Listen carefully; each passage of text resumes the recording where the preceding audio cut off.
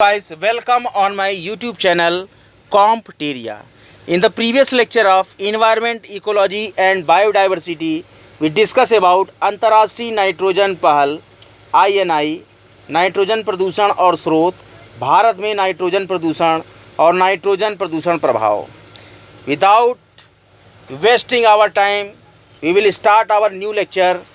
नाइट्रोजनीकरण. नाइट्रोजनीकरण वह प्रक्रिया है जो अमोनिया को नाइट्राइट और फिर नाइट्रेट में परिवर्तित करती है. अधिकांश नाइट्रोजनीकरण वायवीय रूप से होते हैं और नाइट्रोजन के दो अलग अलग चरण होते हैं जो विभिन्न प्रकार के सूक्ष्म जीवों द्वारा संपन्न होते हैं. पहला चरण अमोनिया का नाइट्रेट में ऑक्सीकरण है, जो कि अमोनिया ऑक्सीकारक माइक्रोब्स द्वारा किया जाता है. नाइट्रोजनीकरण में दूसरा चरण नाइट्राइट का नाइट्रेट में ऑक्सीकरण है. यह कदम प्रोकैरियोट्स में ऑक्सीकरण है. यह कदम प्रोकैरियोट्स से पूरी तरह से अलग समूह द्वारा किया जाता है, जिसे नाइट्राइट ऑक्सीकरण बैक्टीरिया के रूप में जाना जाता है. प्रकृति में बिजली चमकने से और पराबैंगनी विकिरणों द्वारा नाइट्रोजन को नाइट्रोजन ऑक्साइड में बदलने के लिए ऊर्जा प्राप्त होती है. औद्योगिक दहन, जंगल में लगी आग, वाहनों का धुआं और बिजली उत्पादन केंद्र भी वातावरणीय नाइट्रोजन ऑक्साइड के स्रोत हैं. मृत पदार्थों, मृत पादपों और जंतुओं में उपस्थित कार्बनिक नाइट्रोजन का अमोनिया में अपघटन अमोनीकरण कहलाता है. इनमें से कुछ अमोनिया वाष्पीकृत होकर पुनः वायुमंडल में लौट आती है, लेकिन अधिकांश मृदा में उपस्थित सूक्ष्म जीवों द्वारा निम्न अनुसार नाइट्रेट में बदल दी जाती है. पर्यावरण प्रदूषण रोकथाम और नियंत्रण प्राधिकरण EPCA का गठन केंद्रीय पर्यावरण, वन एवं जलवायु परिवर्तन मंत्रालय द्वारा वर्ष 1998 में पर्यावरण संरक्षण अधिनियम 1986 के तहत किया गया था. EPCA के गठन का उद्देश्य राष्ट्रीय राजधानी क्षेत्र में प्रदूषण पर नियंत्रण पाने और पर्यावरण की गुणवत्ता में सुधार करने में उच्चतम न्यायालय का सहयोग करना था. EPCA को पर्यावरण से जुड़े मामलों में किसी भी व्यक्ति, प्रतिनिधि, निकाय या संगठन की शिकायतों के आधार पर या किसी मामले का स्वतः संज्ञान लेते हुए कार्रवाई करने का अधिकार दिया गया है. प्लास्टिक प्रदूषण. भारत में प्लास्टिक के सिंगल यूज को खत्म करने के लिए पहल 2 अक्टूबर 2019 से शुरू हो गई है और अंतर्राष्ट्रीय गैर सरकारी संगठन वर्ल्ड वाइड फंड द्वारा हाल ही में जारी रिपोर्ट के मुताबिक 2030 तक प्लास्टिक प्रदूषण दोगुना हो जाएगा. हर साल उत्पादित होने वाले कुल प्लास्टिक में से महज 20% ही रिसाइकिल हो पाता है, 39% ज़मीन के अंदर दबकर नष्ट किया जाता है और 15% जला दिया जाता है. प्लास्टिक के जलने से उत्सर्जित होने वाली कार्बन डाइऑक्साइड की मात्रा मात्र 2030 तक तिगुनी हो जाएगी, जिसके हृदय रोग के मामले में तेजी से वृद्धि होने की आशंका है. वन जीव संरक्षण परियोजना प्रोजेक्ट टाइगर. प्रोजेक्ट टाइगर 1973 में आरंभ किया गया था, जिसका उद्देश्य इस प्रजाति का संरक्षण एवं इसे विलुप्त होने से बचाना है. वर्तमान में भारत में 50 बाघ अभयारण्य है. बाघ संगणना 2018 के अनुसार 29 जुलाई 2020 को केंद्रीय पर्यावरण, वन और जलवायु परिवर्तन मंत्री द्वारा अंतर्राष्ट्रीय बाघ दिवस के अवसर पर बाघ संगणना 2018 रिपोर्ट जारी की गई. बाघ संगणना 2018 को दुनिया के सबसे बड़े camera trap survey of wild life के रूप में गिनीज वर्ल्ड रिकॉर्ड के रूप में दर्ज किया गया है. रिपोर्ट में कहा गया है कि वैश्विक बाघों की आबादी की लगभग 70% भारत में है. देश में 2967 बाघ हैं, जबकि पूरी दुनिया में केवल 3900 बाघ ही बचे हैं.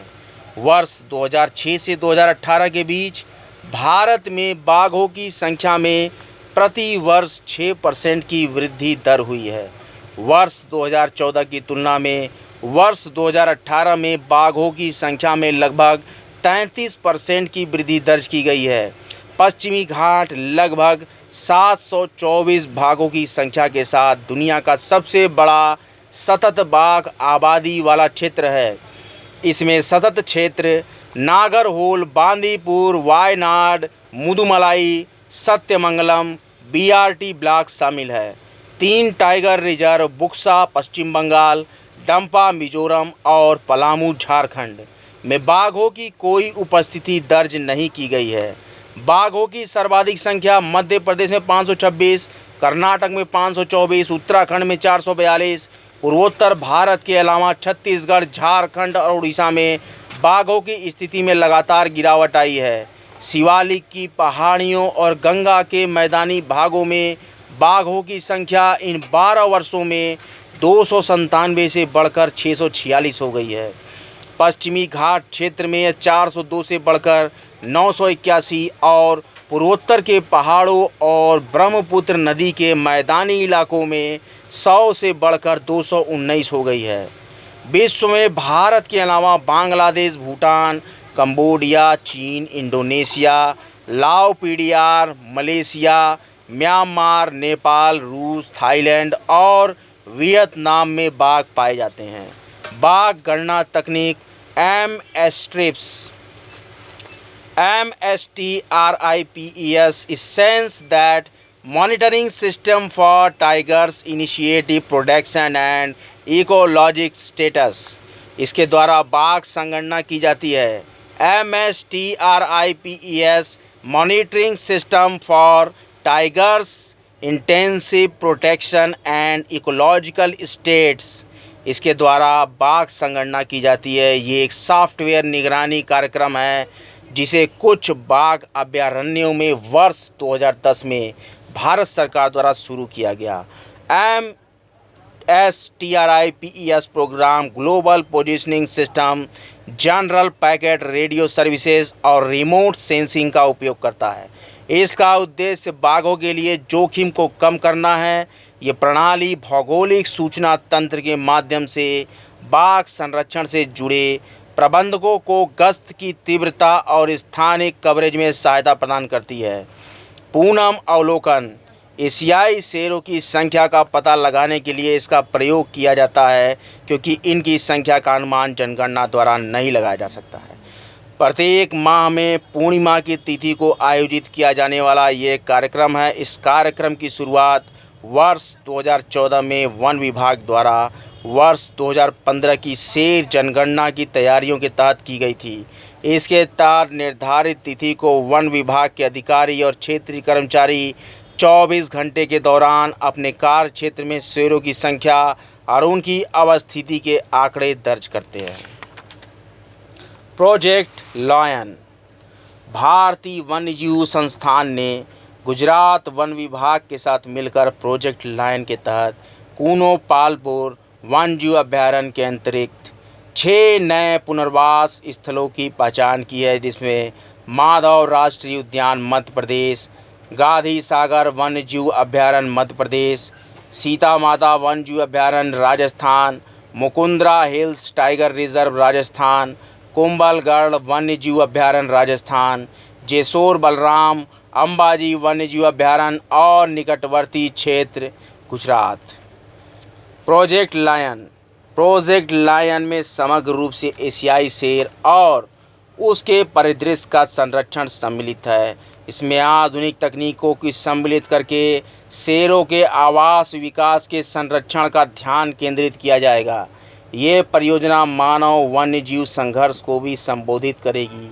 इसमें शेर के परिदृश्य के आसपास के क्षेत्रों में रहने वाले स्थानीय समुदायों को शामिल किया जाएगा और आजीविका के अवसर भी प्रदान किए जाएंगे। एशियाई शेर को भारतीय वन्यजीव संरक्षण अधिनियम 1972 के तहत अनुसूची 1 में रखा गया है।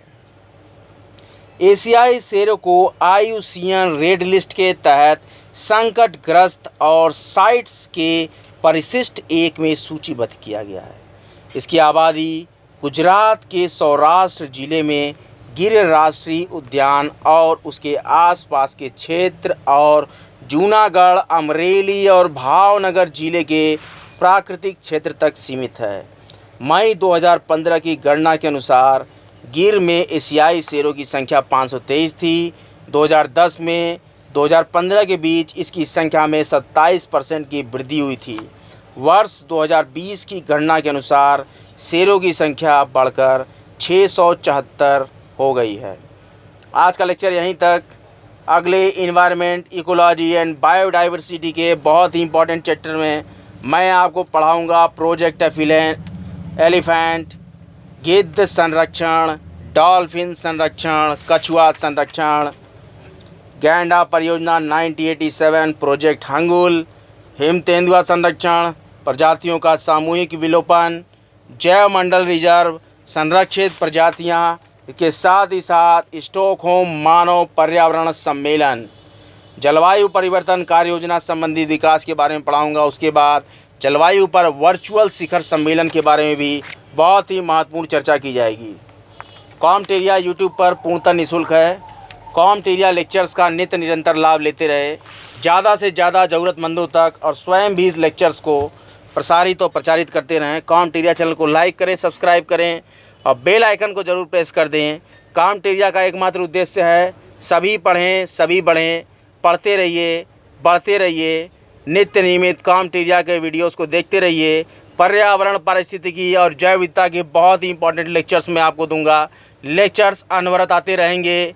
शिक्षा का लाभ लेते रहिए, लेक्चर्स का लाभ लेते रहिए और कॉम्टेरिया वीडियोस देखने के लिए आपका बहुत बहुत धन्यवाद। हर हर महादेव।